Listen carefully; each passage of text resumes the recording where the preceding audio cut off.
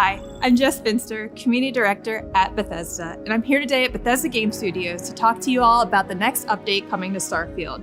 The team has been hard at work, so let's go chat with them to see what they've been working on.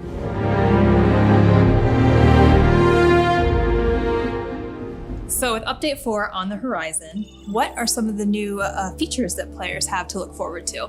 So we see a lot of feedback online that players really want a lot more utility and detail in our surface maps. So we took what's there, we blew it all up, and instead now we have a whole new aesthetic to the surface maps where you can see the terrain, all the detail in the terrain, trees, rocks, all the structures in the loaded zone. It's a lot easier to navigate. We've also made it easier to get around the cities. You can see markers for all the shops, the enhanced boutiques, restaurants, you name it, it's all there. It's a lot easier to get around now. With Update 4, we're also adding a bunch of gameplay options. So for that, players can really tune their experience how they prefer.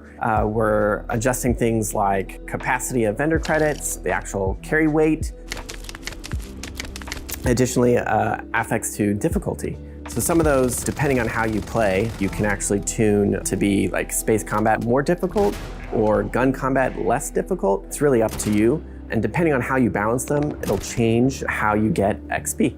That's awesome. So you're really upping the ante for players that want an even bigger challenge. Yeah, and with that, we actually are adding what's called the extreme difficulty. It sits above very hard, and it really makes you pay attention, especially for the higher level characters.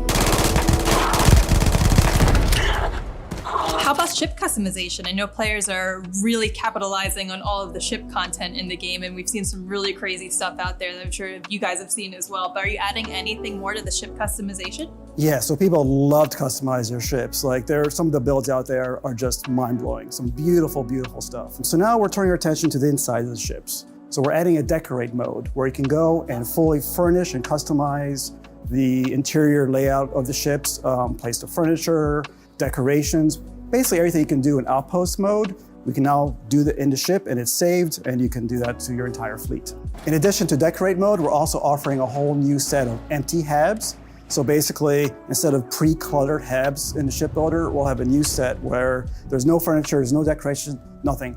It's a total blank slate, so players can just kind of fill it up with their own stuff. That's amazing. They'll really get to emulate whatever their personality showcase is outside on the inside then. Yeah, exactly. New Game Plus. Is there anything being added to this update that helps the players after they've completed the campaign to return to the game? Yeah, so if you're like me and you find the more you go through the Unity, the more you become the hunter, the one thing I want to do is be able to respec my traits. So we're adding that. So in case you're getting tired of Wanted or want to change your alien DNA, and you really want that new dream home experience, you get to choose that when going through the Unity. In addition, you'll be able to rechange your appearance. Really living that next second life, huh? Exactly. Awesome. Is there anything else that you guys want to share about this update that players have to look forward to? I mean, you've already shared a lot as it is, but. We're focusing now on our Xbox Series X players with this update. We're giving them some settings where they can help prioritize between performance or visual. If they choose to prioritize performance, the target FPS will move to 60. And for players that have TVs that support VRR, they'll be able to choose between VRR 40 or VRR 60. In addition to the new features we just talked about, there are a couple of quality of life updates that we're introducing. One of them is you can now toggle dialogue cameras off. So instead of getting that sort of focus zoom in on whatever NPC you're talking to, it just stays in normal default camera mode. It's a little more immersive that way. Some players may prefer that. Love it. In addition to that, we're making the container and barter menus a bit more usable. We've added some tabs along the top, so it's easier to sort of see what container or what inventory you're looking at, whether it's yourselves or your ship. And it's just easier to navigate. Basically, inventory and item management, it's a small thing, but it actually, I think, makes it a lot nicer.